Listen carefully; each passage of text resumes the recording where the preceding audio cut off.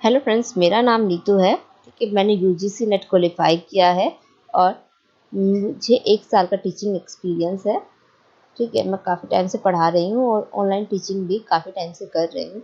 ठीक है, आज मैं आपके साथ अपना यूजीसी नेट हिस्ट्री का सफ़र फिर से तय करने की कोशिश करूँगी और साथ में हम आज एक टॉपिक भी पढ़ेंगे। ठीक है, तो बने रहिए मेरे साथ।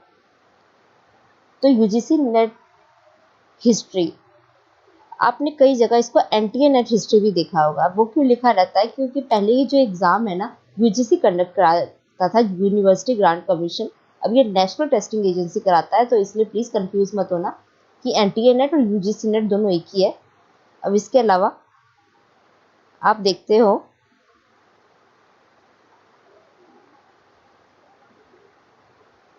कि एग्ज़ाम का पैटर्न कैसा है। एग्ज़ाम का पैटर्न हम देखें तो ये 2 पार्ट्स में ये एग्ज़ाम होता है। तो इसका पेपर 1 होता है, कॉमन पेपर होता है, सबके लिए होता है।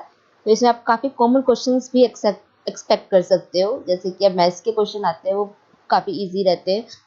इसके अलावा रिसर्च एप्टीट्यूड और टीचिंग एप्टीट्यूड के थोड़े से क्वेश्चन आते हैं, वो थोड़े से ट्रिकी होते हैं, पर आप थोड़ा सा ध्यान देके उसको कर सकते हो। और साथ में आप जनरल अवेयरनेस के क्वेश्चन होते हैं, कुछ करंट अफेयर्स के क्वेश्चंस होते हैं। तो इस तरह का ये कॉमन पेपर आता है। और दूसरा पेपर हमारा होता है हिस्ट्री का। ठीक है, जो हमारा पेपर होता है, जो हमने आज तक पढ़ा है, वही हमें ठीक से पढ़ना होता है, फिर से पढ़ना होता है, ताकि हम पेपर निकाल सके। इसके अलावा हम बात करें तो हम देखते हैं कि जो पेपर 1 है, इसमें टोटल 50 क्वेश्चंस आते हैं और ये सारे 2 मार्क्स के होते हैं। ठीक है, तो हमारा ये टोटल मार्क्स हो गया इसमें 100 नंबर। ठीक है, तो 100 नंबर का ये पेपर हो गया। और जो पेपर 2 है, इसमें 100 क्वेश्चन होते हैं ऑफ 2 मार्क्स ईच, मतलब 200 नंबर का ये हमारा पेपर 2 हो गया। राइट, तो इस तरह का हमारा पैटर्न होता है पेपर का। इसके अलावा हम सिलेबस की बात करें तो एंशियंट, मिडाइवल, मॉडर्न और रिसर्च इन हिस्ट्री। ठीक है, ये इसके मेजर टॉपिक्स होते हैं और इसमें भी ये बहुत सारे सब पार्ट्स में डिवाइड होता है। ठीक है, तो आप इसको चेक कर सकते हो, इसके सिलेबस को। बहुत वास्ट सिलेबस है और आपको तैयारी तो करनी पड़ेगी। एकदम यूजीसी नेट इतना भी इजी एग्जाम नहीं है और डे बाय डे इसकी क्वालिटी इतनी ज़्यादा डिफिकल्ट होती जा रही है। मतलब ये अपना पैटर्न इतना ज़्यादा डिफिकल्ट करता जा रहा है, तो आपको बेस बहुत अच्छी तरह से नॉलेज होनी ही चाहिए अब इसकी। ठीक है, और इसमें सबसे अच्छी बात ये है कि आपके लिए ये रिलीफ पार्ट होगा कि इसमें जो वर्ल्ड हिस्ट्री है वो नहीं आती। अब पहले आया करती थी, अब नहीं आती है। ठीक है, तो ये आपके लिए एक प्लस पॉइंट हो गया। आपको एंशियंट, मिडिवल, मॉडर्न और रिसर्च के बारे में ही अब पढ़ना है। अब इसके अलावा बात करें, कुछ बुक्स मैं लेकर आई हूँ जो आपके काम की हो सकती हैं। तो वो कौन कौन सी है? आप उपेंद्र सिंह की बुक फॉलो कर सकते हो। ठीक है, जो अर्ली मिडेवल इंडिया और एंशियंट इंडिया के बारे में बताती है। इसके अलावा आप सतीश चंद्रा को फॉलो कर सकते हो, वो मिडेवल इंडिया के लिए काफ़ी हेल्पफुल है। ये सतीश चंद्रा 2 पार्ट्स में आती है, पार्ट 1 और पार्ट 2। ठीक है, आप दोनों फॉलो कर सकते हो। फिर इसके अलावा आर.एस. शर्मा आती है एंशियंट इंडिया के लिए। ठीक है, एंशियंट इंडिया के लिए आर.एस. शर्मा आती है। और मॉडर्न इंडिया के लिए आप बिपिन चंद्रा फॉलो कर सकते हो, शेखर बंदोपाध्याय स्पेक्ट्रम फॉलो कर सकते हो। ठीक है, शेखर बंदोपाध्याय और मॉडर्न हिस्ट्री की जो स्पेक्ट्रम है ना, एक्चुअली ये बहुत ज़्यादा बेनिफिशियल है मॉडर्न इंडिया के लिए। मतलब मुश्किल ही होगा कि इनसे बाहर कुछ आ जाए। ठीक है, तो ये काफ़ी अच्छी बुक्स हैं। और इसके अलावा अगर आपको बेसिक्स क्लियर करने हैं तो एनसीईआरटी से भी कई बार क्वेश्चन बन जाते हैं। ठीक है, स्टैंडर्ड्स बुक्स होती हैं। ठीक है, तो एनसीईआरटी भी काफ़ी अच्छा सोर्स है नॉलेज के लिए। और आर्ट एंड कल्चर के लिए आप नितिन सिंघानिया को भी फॉलो कर सकते हो। ठीक है, नितिन सिंघानिया की बुक को फॉलो कर लो, ये भी काफ़ी अच्छी है। और एक एनसीईआरटी की बुक है, आई थिंक वो साउथ इंडियन बुक है एनसीईआरटी की, वो आर्ट एंड कल्चर के लिए बहुत अच्छी है। ठीक है, उसका कभी लिंक मैं शेयर कर दूंगी, शायद वो ऑनलाइन भी अवेलेबल है, वो भी काफ़ी आर्ट एंड कल्चर के लिए काफ़ी अच्छी है। और हिस्ट्रियोग्राफी की बात करें तो ई श्रीधरन की बुक आती है। ठीक है, ई श्रीधरन की बुक आती है, काफ़ी बेनिफिशियल है।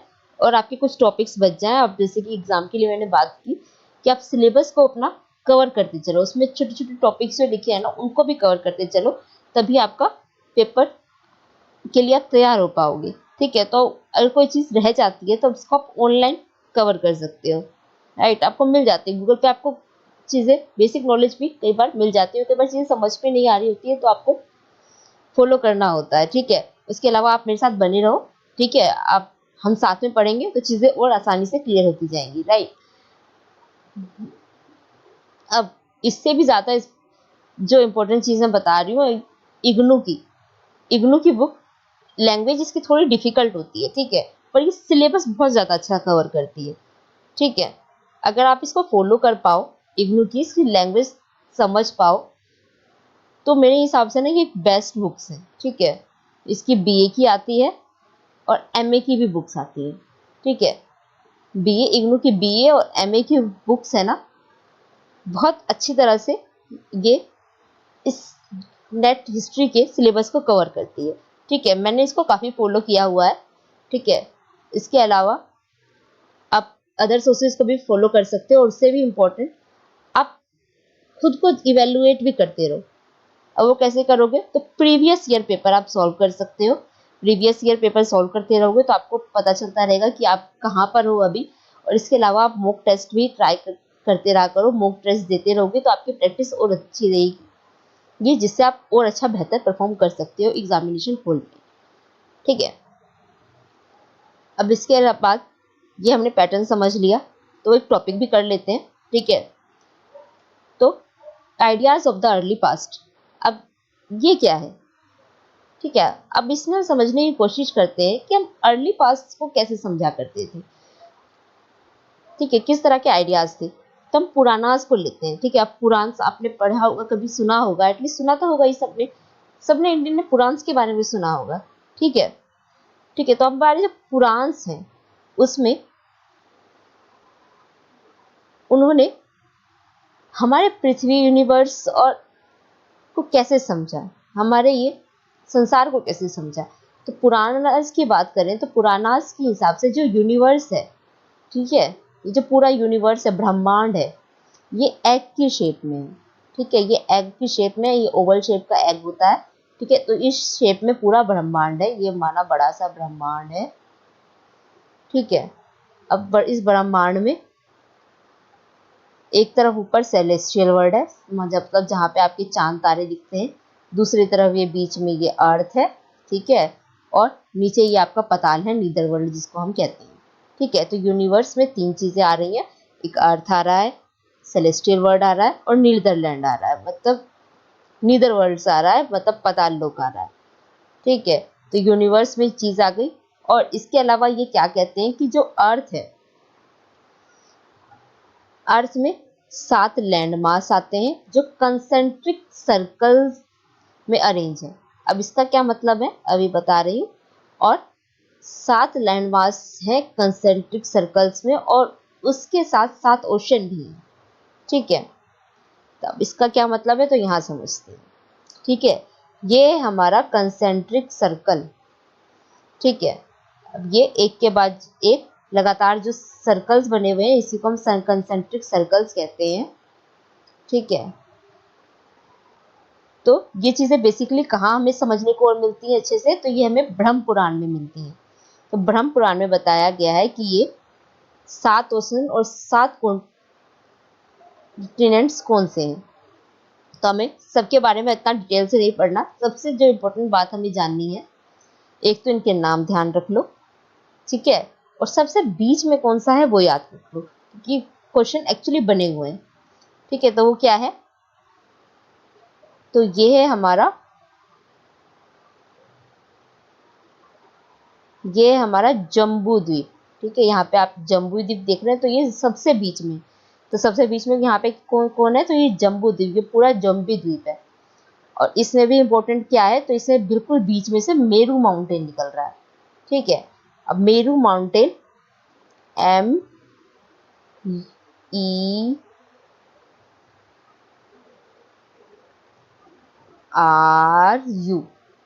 मेरू माउंटेन इस जम्बू द्वीप के बिल्कुल बीच में से निकल रहा है। इवन कई रिसर्चर्स अभी रिसर्च भी कर रहे हैं कि क्या ये मेरू माउंटेन कैलाश पर्वत है आज का, तो कई रिसर्चर्स इसका इस मेरू माउंटेन को कैलाश पर्वत के साथ भी जोड़ते हैं, पर वो हमारा स्टडी का मटेरियल नहीं है, हमारा स्टडी से बाहर है, क्योंकि जब रिसर्च होगी कोई चीज़ आएगी तब हमें पता चलता है, पर अभी ये हमारी स्टडी से बाहर है, तो बस याद रहे इसलिए बताया मैंने। तो कहा जाता है कि बिल्कुल अर्थ के बिल्कुल बीचों बीच में ये मेरू माउंटेन है, और अर्थ और जो ये माउंटेन है, तो यहाँ पे कौन सा द्वीप है, तो जम्बू द्वीप है।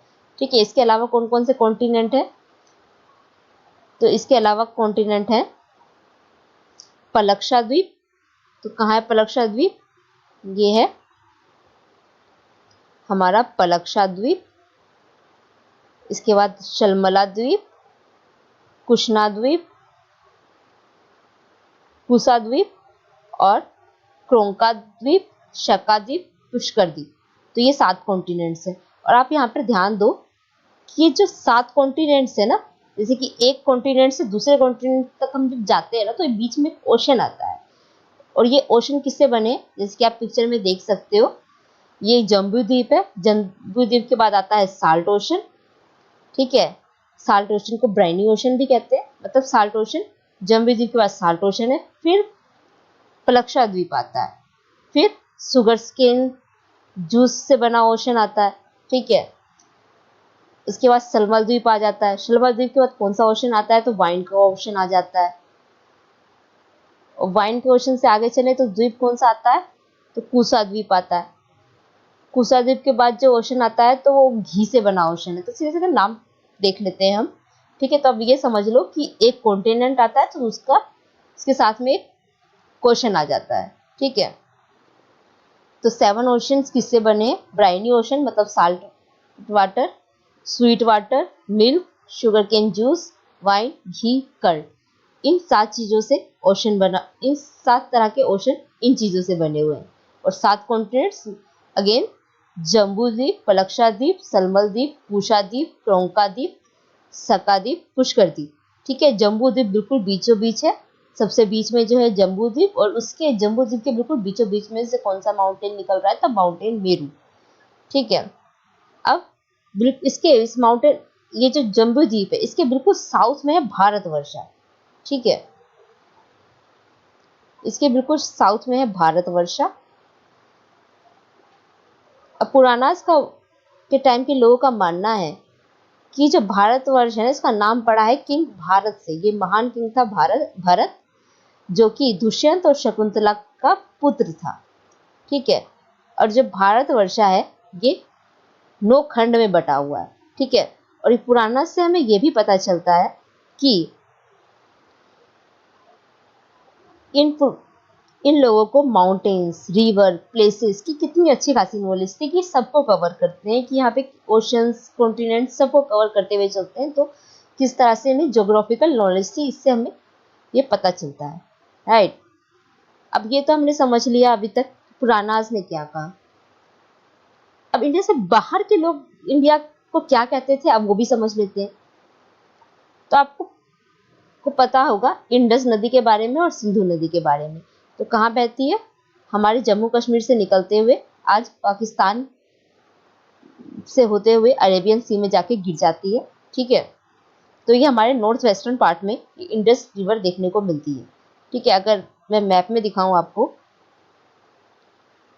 तो बेसिकली ये यहाँ से ऐसा कोर्स पूरा करते करते यहाँ पे आके ये गिर जाती है। ठीक है, तो ये हमारे नॉर्थ वेस्टर्न पार्ट में देखने को हमें मिलती है।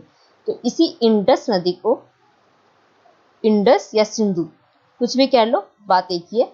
इंग्लिश में हम इंडस कहते हैं, हिंदी में सिंधु कहते हैं। तो इसी इंडस से जो निकला है वो इंडिया वर्ड निकला है, और इस सिंधु से जो निकला है वो हिंदू वर्ड निकला है।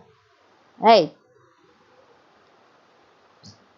और हम चाइना के लोग हमें क्या कहते थे, एंशियंट चाइनीज सोर्सेस हमें शेंटू कह के बुलाते थे, ठीक है, इंडिया को वो शेंटू कहते थे। ग्रीक्स हमें इंडिया कहते थे क्योंकि वो सिंधु नदी को इंडस कहते थे तो हमें इंडिया कहने लगे। और पार्शियन हमें क्या कहते थे, तो वो इसी नदी को सिंधु कहते थे तो हमें हिंदू कहने लगे, ठीक है। अब इसके अलावा जो एक एम्बेसडर है मेगास्थनीज साहब, ठीक है, तो मेगास्थनीज साहब जब इंडिया का नाम लेते हैं ना अपने टेक्स्ट में, अब ये मेगास्थनीज साहब कौन है, तो ये चंद्रगुप्त मौर्य की कोर्ट में रहा करते थे, एम्बेसडर थे, ग्रीक एम्बेसडर थे, ठीक है। अब ये अपनी बुक लिखते हैं फेमस इंडिका, उसमें इंडिया के बारे में बहुत सारी चीज़ों को ये मेंशन करते हैं, ठीक है। तो जब ये इंडिया की बात करते हैं ना तो इंडिया से इनका मतलब पूरा सब कॉन्टिनेंट था, ठीक है। अब ये सब कॉन्टिनेंट क्या है, तो ये जो पूरा हिस्सा आप देख रहे हो मैप में, ये पूरा हमारा इंडियन सब कॉन्टिनेंट है, ठीक है।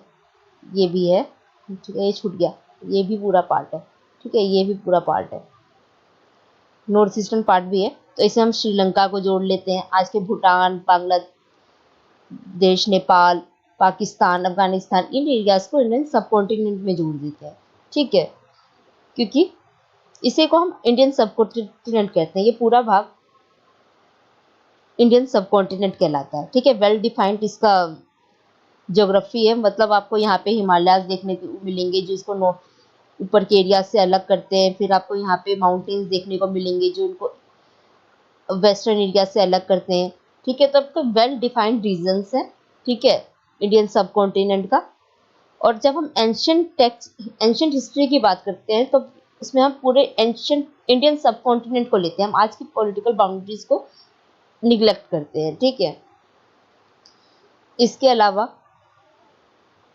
मेगास्थनीज के बाद कई साल बीते, सदियां गुजर गई, तो हमें अरेबिक और पर्शियन टेक्स्ट मिलते हैं। अब वो क्या कहते हैं, वो इंडिया के लिए हिंदुस्तान वर्ड यूज करते हैं, ठीक है। हमने अपना हिंदुस्तान वर्ड नहीं निकाला, ये अरेबिक और पर्शियन टेक्स्ट हमें इस एरियाज को, इंडियन सब कॉन्टिनेंट को हिंदुस्तान कहने लगे, ठीक है। और यहाँ पे रहने वाले लोगों को इन्होंने हिंदू कहा, ठीक है। तो ये बाहर के लोग इंडिया को क्या कह रहे हैं ये हमने समझा। अब आगे देखते हैं, आगे हम मेन फिजियोग्राफी देखते हैं, ठीक है, इंडियन सब कॉन्टिनेंट की मेन फिजियोग्राफी। तो हमें हिमालयाज देखने को मिलते हैं, इंडो गैंगेटिक एरियाज, वेस्टर्न घाट, यहाँ पे हमारे वेस्टर्न साइड में, यहाँ पे हमें वेस्टर्न घाट्स देखने को मिलते हैं, फिर यहाँ पे ईस्टर्न घाट्स देखने को मिलते हैं, थार डेजर्ट, यहाँ पे सेंट्रल इंडिया का रीजन जहाँ पे मालवा प्लेट्यू हम देखने को मिलता है, विंध्यन रेंज देखने को मिलता है, जो पेनिनसुलर प्लेट्यू जो कि कुछ इस तरफ है, ठीक है, जो हमारा साउथ इंडिया का पार्ट है कुछ इस तरफ है। इसको ये रेंजेस नॉर्दर्न और साउथर्न इंडिया को अलग करता है, तो ये सेंट्रल इंडिया होता है, पेनिनसुलर इंडिया तो हमने देखा। और डेक्कन ट्रैप में हमें लावाज देखने को मिलता है जो हमें बताता है कि यहाँ पे कभी ना कभी वोल्केनो रहा होगा जो फटा और यहाँ पर ये प्लेट्यू बना है। इसके अलावा हमें नॉर्थ वेस्टर्न साइड में एरिड माउंटेन्स देखने को मिलते हैं, जैसे बलूचिस्तान और नॉर्थन वेस्ट प्रोविंस में हमें एरिड माउंटेन्स देखने को मिलते हैं। अभी हम पढ़ क्यों रहे हैं, आपको लग रहा होगा कि हम ज्योग्राफी क्यों पढ़ने लगे। एक्चुअली हम ज्योग्राफी नहीं पढ़ रहे, पर हम जब इंडिया के बारे में हम हिस्ट्री पढ़ते हैं ना तो हमें ये चीज़ों का पता होना चाहिए कि एक्चुअली यहाँ पे फिजियोग्राफिक जोन्स एक्चुअली है क्या, हमें थोड़ी बहुत नॉलेज इसकी होनी चाहिए, ठीक है। हमें ये पता होना चाहिए कि यहाँ पे हिमालयाज यहाँ पर हैं तो हमें किस तरह से प्रोटेक्शन दे रहे हैं, क्योंकि ये कहीं ना कहीं इसके क्लाइमेट पे असर डाल रहे हैं। और हम क्लाइमेट की जब बात करते हैं तो क्लाइमेट या एनवायरनमेंट सीधा सीधा दो चीज़ों पर असर करता है, ठीक है, सोशल और इकोनॉमिक चीज़ों पर असर करता है। कैसे करता है, तो सोशल हम क्या पहनते हैं, क्या खाते हैं, ठीक है, कहाँ रहते हैं, कैसे रहते हैं, तो ये डिफाइन करता है किसी भी एरिया का क्लाइमेट, ये डिफाइन करता है। और इकोनॉमिक चीज़ों को भी बताता है कि हम क्या प्रोड्यूस कर रहे हैं, ठीक है, फॉरेस्ट क्लियर कर रहे हैं, इंसान हमेशा से फॉरेस्ट क्लियर करता रहा है ताकि वो ज़्यादा से ज़्यादा उगा सके, ठीक है, या फिर फॉरेस्ट में जाकर बसने भी लगा है कि जब हम हंटिंग गैदरिंग की बात करते तो फॉरेस्ट में रहा करते थे, ठीक है। तो किस तरह से वो इकोनॉमिकली जुड़ा हुआ है, सोशली जुड़ा हुआ है, तो ये हमें चीज़ें बताती है। ठीक है, तो हमें बेसिक नॉलेज इंडियन सब कॉन्टिनेंट और यहाँ के फिजियोग्राफिक जोन्स की होनी चाहिए। ठीक है, जैसे हिमालयाज है, ये नॉर्दर्न साइड से आने वाली आइसी विंड्स को ब्लॉक कर देता है। ठीक है, ये यहाँ पे बैरियर का काम करता है जो इन आइसी विंड्स को आने नहीं देता और यहाँ पर इतनी ज़्यादा फ्रीजिंग कोल्ड नहीं हो पाती जैसे हमें कई एशियन कंट्रीज में देखने को मिलती हैं। उसके अलावा हम साउथ वेस्ट मानसून की बात करते हैं तो अगेन ये हिमालयस बैरियर की तरह काम करता है। अब बैरियर इन द सेंस कि ये यहाँ पे मानसून को ट्रैप कर लेता है और यहाँ पर अच्छी खासी हमें बारिश देखने को मिलती है। ठीक है, इसी तरह से वेस्टर्न घाट से भी हमें देखने को मिलता है, जो वेस्टर्न घाट्स हमने यहाँ देखी। ठीक है, और ये मानसून कहाँ से आ रहा है, तो मानसून इधर से आया। तो ये हमारा मानसून इधर से आया, एक तरह से इसने बैरियर बना दिया, बारिश यहाँ वेस्टर्न घाट में हो गई। ठीक है, अब यहाँ से चलते चलते ये मानसून विंड्स यहाँ पे इस तरफ से बे ऑफ बंगाल से होते हुए इंडिया में आते हैं, तो यहाँ पे ये हिमालयाज इनको ट्रैप कर लेते हैं इन बादलों को, और यहाँ पे अच्छी खासी बारिश हमें नॉर्थ ईस्टर्न साइड और नॉर्थर्न इंडिया में देखने को मिलती है।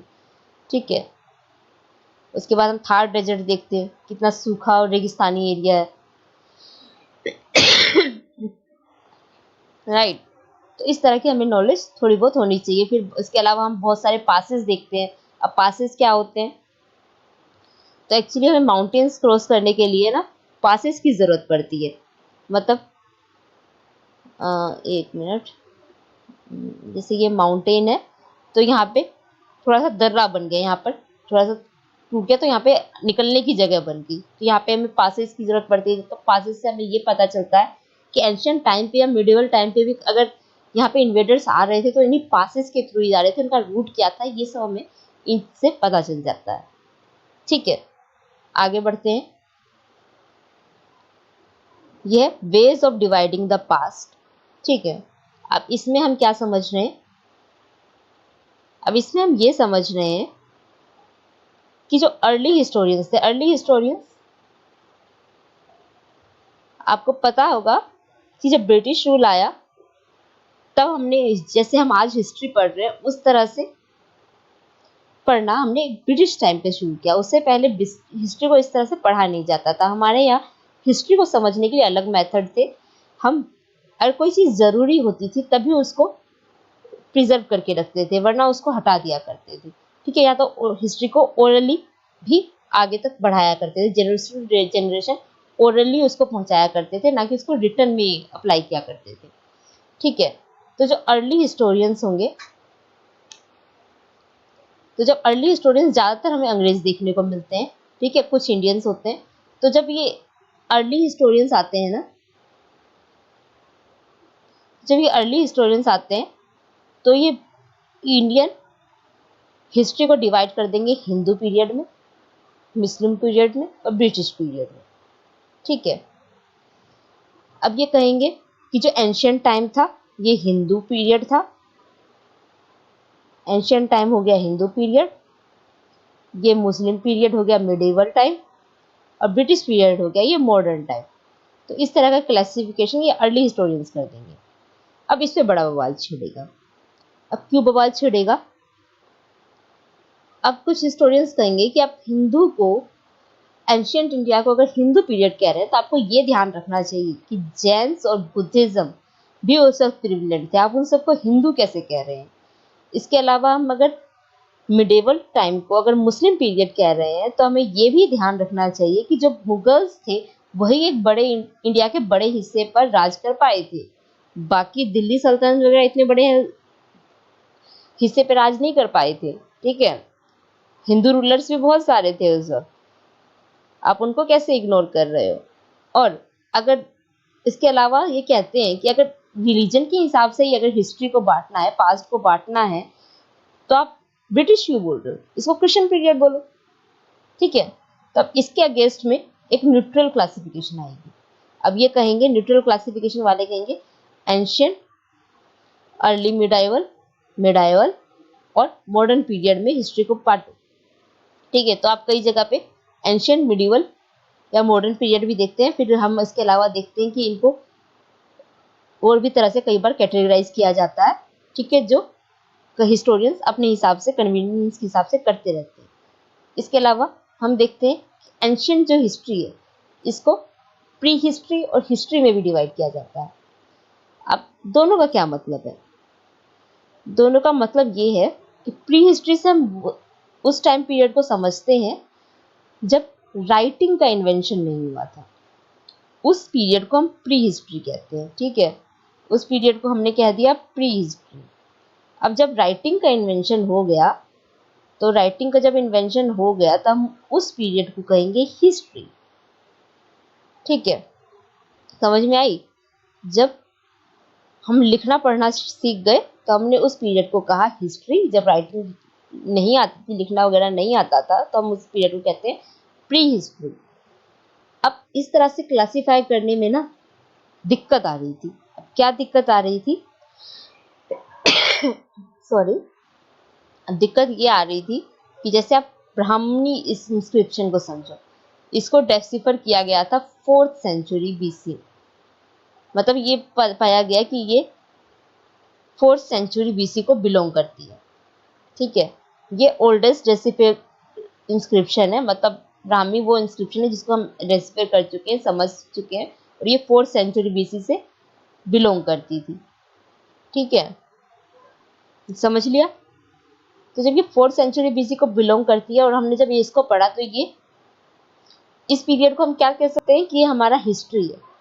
अब यहाँ पे मैं ध्यान दिला दूं आपको कि जो हड़प्पन स्क्रिप्ट है हम उसको पढ़ नहीं सके, ठीक है, इसलिए हम उसको अभी कंसिडर नहीं कर सकते, राइट। तो हम ब्राह्मी स्क्रिप्ट को इसलिए अभी कंसिडर कर रहे हैं कि अगर ये 4th सेंचुरी BC से बिलोंग करती थी, तो हम इस टाइम पीरियड को कह सकते हैं कि इंडिया की हिस्ट्री 4th सेंचुरी BC से शुरू होती है। पर यहाँ पे एक दिक्कत क्या आ रही है कि जो ब्राह्मी इंस्क्रिप्शन है ना, जो हमें मिला, ये ब्राह्मी इंस्क्रिप्शन एक्चुअली हमें डिटेल 6th सेंचुरी BC के राजाओं का दे रहा है,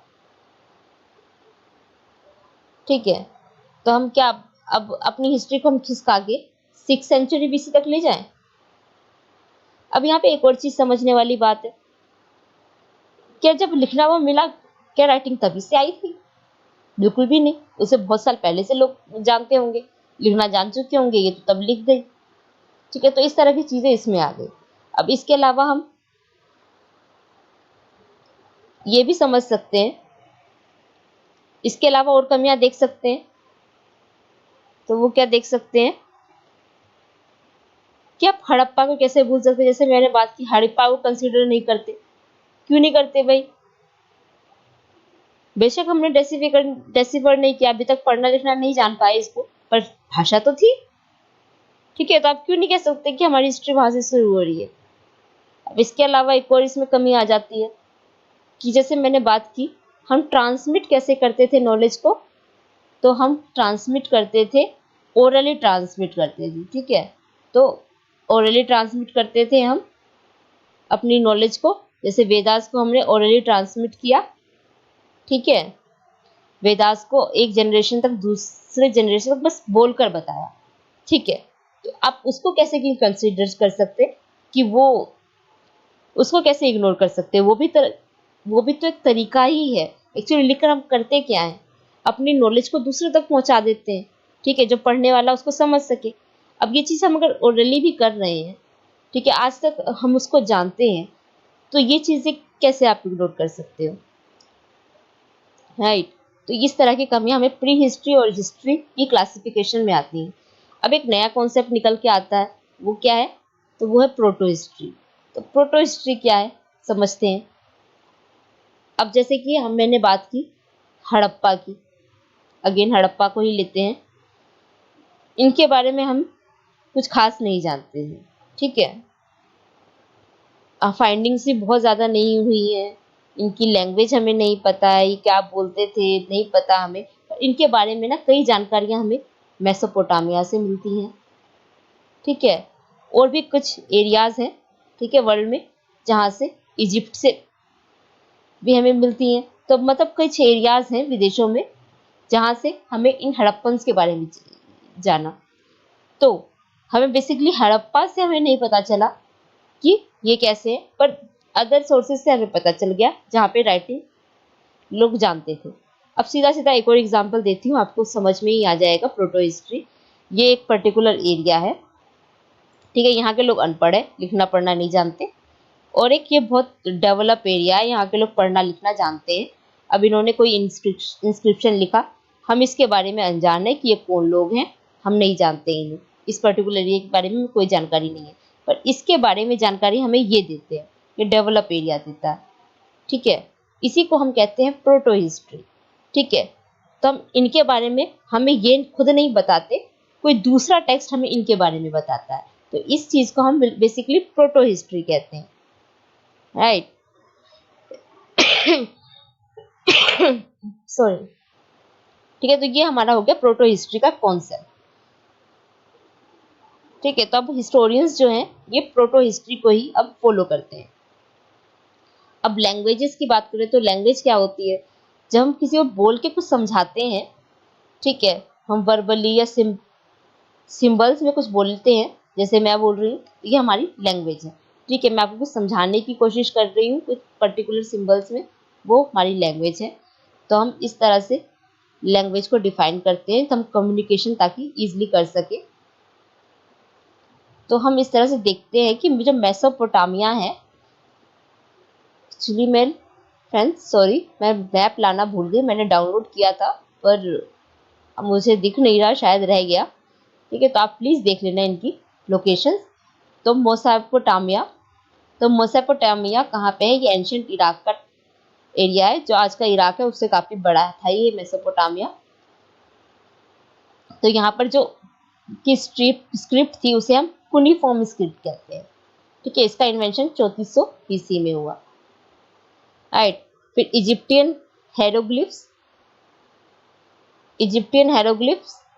3100 BC में इन्वेंट हुई, और हड़प्पन सिविलाइजेशन की जो स्क्रिप्ट है ये 2600 BC में इन्वेंट हुई। बल्कि रिसेंट स्टडीज बताती हैं कि हड़प्पन स्क्रिप्ट है ना, वो पीछे जा सकती है, 4th मिलेनियम BC तक जा सकती है, पर जब हो जाएगी तब हम इसको अपडेट कर लेंगे, फिलहाल के लिए यही है, ठीक है। तो ये याद रखना, Egyptian hieroglyphs 3100 BC, cuneiform script of Mesopotamia 3400 BC।